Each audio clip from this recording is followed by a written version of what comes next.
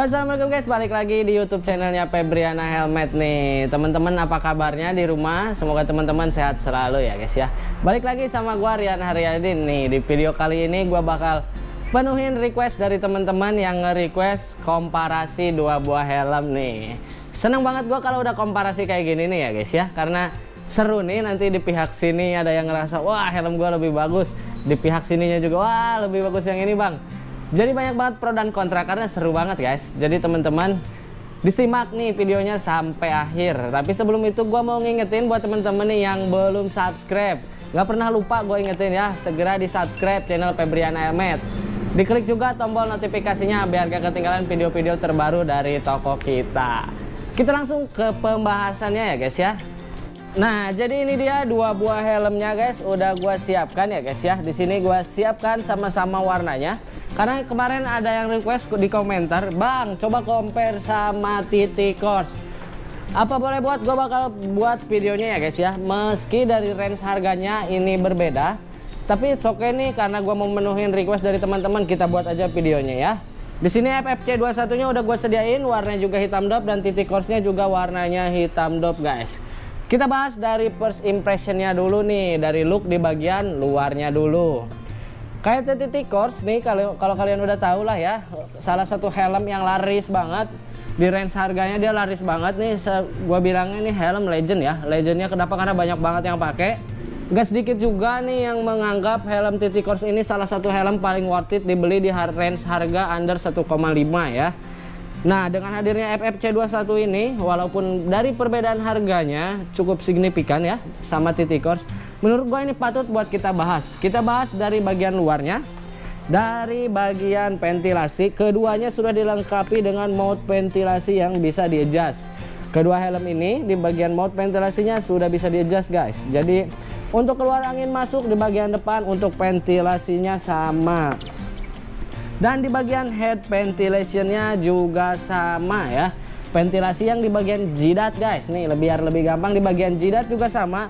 Keduanya bisa di slide, dibuka dan ditutup ya. Untuk posisinya, senternya ini mirip ya dari kayak TT Course dan RSP FFC 21. Untuk ventilasi di bagian kepalanya posisinya ada di center atau di bagian tengah dari si helmnya. Untuk looknya hampir mirip. Untuk look dari ventilasinya ya, dari build quality ya Betty ya, beda tipis guys, sama-sama aja. Langsung kita bahas ke bagian ventilasi di bagian belakang. RSP FFC 21 ini dilengkapi dua buah ventilasi di bagian belakang, dan ini pun sama, dia bisa di slide. Bedanya dia slide-nya ke kanan dan ke kiri, sedangkan yang ini ke atas dan ke bawah ya. Jadi dua-duanya untuk ventilasi sama aja, memiliki 3 ventilasi di bagian atas. Yang depan ini dia 2 lubang sama 2 lubang, di belakangnya 2. Dan untuk exhaustnya, pembuangan udara keluarnya juga tersedia di bagian bawah spoiler. Begitu sama dengan kayak TT Course, di kayak TT Course pun di bagian bawah spoiler. Kok tempatnya bisa presisi sama sih bang? Nah itu saya kurang tahu ya guys ya. Untuk posisi ventilasinya mungkin ini terinspirasi atau gimana, tapi FFC 21 ini emang seperti ini penempatannya ya guys ya, untuk exhaust dan ventilasinya. Ini warna hitam dopnya kalau gua rasain ini sedikit berbeda ya guys ya, dari FFC 21 dan kayak TT Course ini sedikit berbeda. Yang gua rasa yang FFC 21 ini kayak lebih tebel ya, lebih bertekstur, tapi ini bukan yang tipikal dop yang kasar ya, kayak lebih tebel aja gitu sih bagian dopnya ini. Sedangkan yang TT Course ini kesannya pas gue pegang ini kayak lebih tipis ya untuk di bagian dopnya ini. Sedangkan yang FFC 21 ini lebih tebal dan bahannya sedikit berbeda ya. Untuk bahannya apa, dopnya ini itu bukan bidang gue ya guys ya. Tapi di sini gue rasain secara kasat mata, secara orang awam ini berbeda ya untuk di bagian dopnya. Tapi gue lebih suka yang, kalau dari tekstur gue lebih suka yang kayak TT Course, tapi kalau dari warna gue lebih suka yang si FFC 21. Dia warna hitamnya tuh bener-bener kayak yang tebal gitu guys. Kalau kalian lihat langsung ini pasti jelas banget perbedaannya. Langsung kita bahas ke bagian spoiler. Nih di bagian spoiler kayak TT Course ini sudah sangat sporty ya. Ditambah dengan shape di bagian depan nih. Kayak TT Course ini salah satu helm yang shape-nya menurut gua, look-nya ini mantap banget, aerodinamis. Tapi di FFC 21 ini bisa ngalahin KTT T-Corse dari bagian bentuk dan aerodinamisnya guys. Ini tuh waduh kacau guys ya. Mantep banget untuk si shape di bagian dagunya, ini tirus banget guys. Lebih tirus dari yang si KYT T-Corse nih. Kalau teman-teman lihat langsung ini gua bisa jamin kalian pasti ngelihatnya kalau FFC 21 ini di bagian sininya ini ngelekuknya ini lurus, tajam banget, dalam banget, dan ini ngebuat si helmnya kelihatan lebih tirus. Kalau teman-teman bisa lihat di kamera, ini pasti lebih tirus dibandingkan yang kayak TTT Corse. Nilai plus buat FFC 21 gue lebih suka. Jadi di saat posisi riding kayak gini, seperti di video sebelumnya, ini cakep banget guys. Cakep banget untuk FFC 21. Nah, untuk dari segi looknya, gue lebih suka yang FFC 21 karena lebih sporty, aerodinamis, dan ini cakep banget guys, parah ya FFC 21. Kalau di T-Corse dia masih agak sedikit berisi di bagian dagunya. Untuk shape-nya dia nggak terlalu dalam, tapi ini masih tetap keren. Berbeda dengan si FFC 21 yang benar-benar shape-nya tajam, dalam banget dari bagian belakang sampai dari dagu, ini dalam banget. Ngebuat si helmnya itu kesan aerodinamisnya ini pol-polan dapatnya ya guys ya. Nah, untuk dari bobotnya sendiri FFC 21 ini 1,5 ya, kurang lebih 1,5 kalau gua rasain. Kalau yang si T-Corse ini 1480. Wah, masih menang T-Corse. Tunggu dulu ya guys ya. Bobot lebih berat itu ada faktornya guys. Si helm FFC 21 ini bahannya fiberglass composite.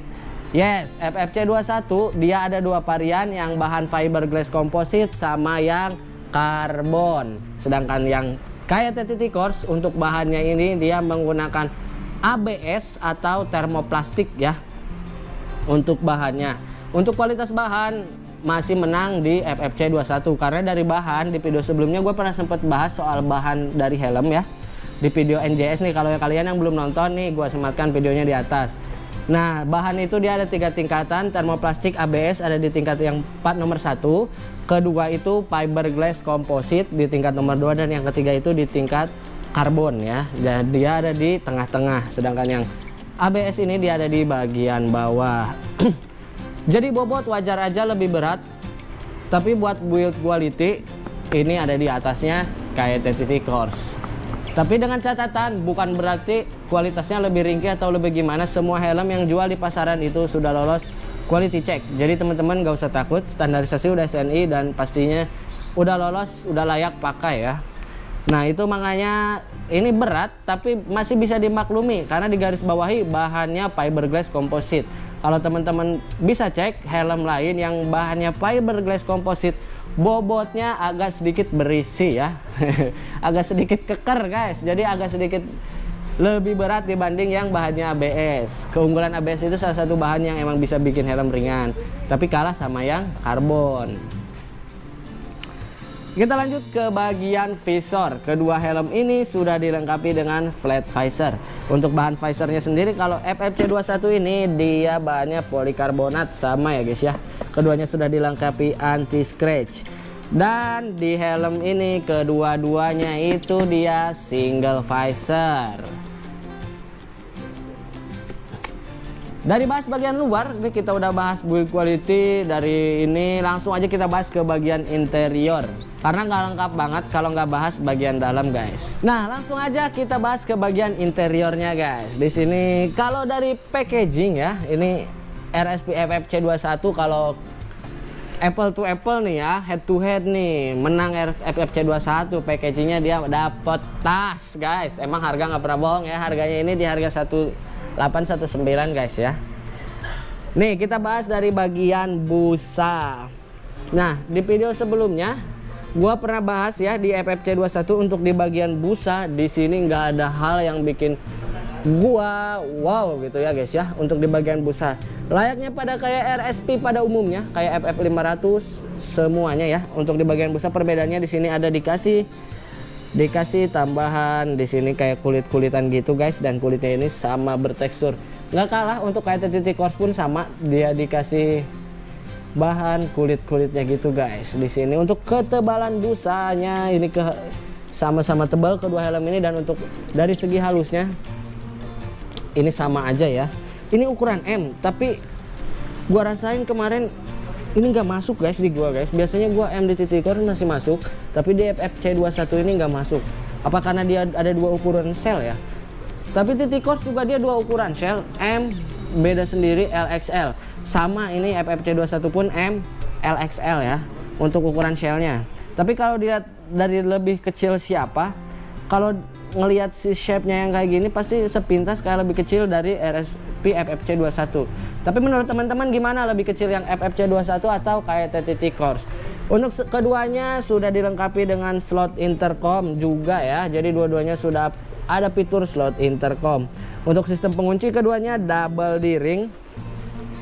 Sistem penguncinya double D-ring semuanya. Oh iya guys, tadi gua kelewat, di sini dia dilengkapi juga dengan visor lock ya. Visor lock kalau di Titikors itu dia ada visor lock, tapi dia yang semi visor lock. Kalau di sini benar-benar visor lock, sudah dilengkapi dengan visor lock. Untuk di bagian busa nih, kalau gua rasain ya, FFC21 ini lebih tipis loh di bagian busanya, apalagi di crown padnya di sini. Soalnya pas kemarin gua coba agak sedikit sakit di sini M-nya guys. Sedikit sakit di sini di bagian kening ya. Karena pas gue pegang bener aja untuk di bagian busa ini agak sedikit lebih tipis nih ya. Coba teman-teman yang pakai FFC21 apa di sini doang, apa teman-teman juga, tapi kalau menurut gua ini dibanding kayak Titikors dan helm-helm lain, FFC21 agak sedikit lebih tipis untuk di bagian busa ya. Nih. Iya loh, agak sedikit lebih tipis, apalagi pas di bagian sini nih, kening ya.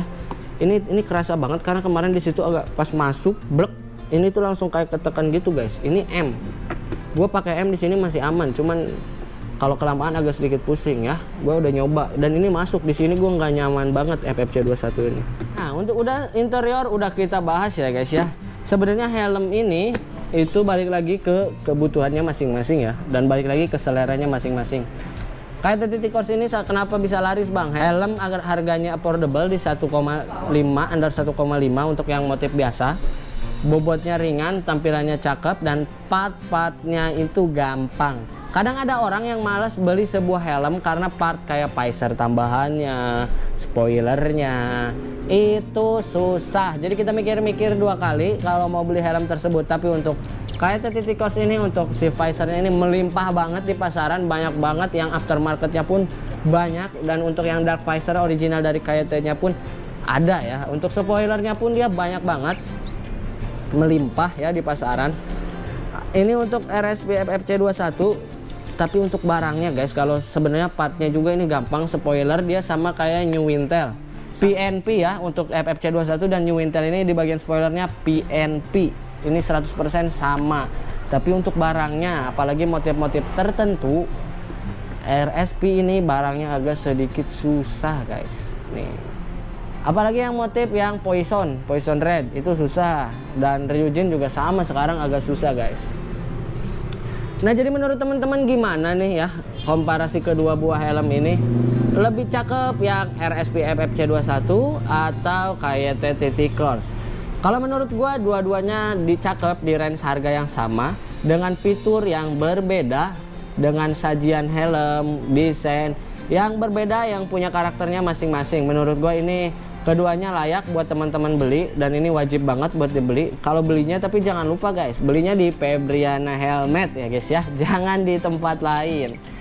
Nah, semuanya udah kita bahas mulai dari bagian luar, bagian dalam nih. Gimana buat abang yang kemarin nih yang minta request di komparasi, mudah-mudahan video gua cukup ngejawab rasa penasaran abang di rumah ya.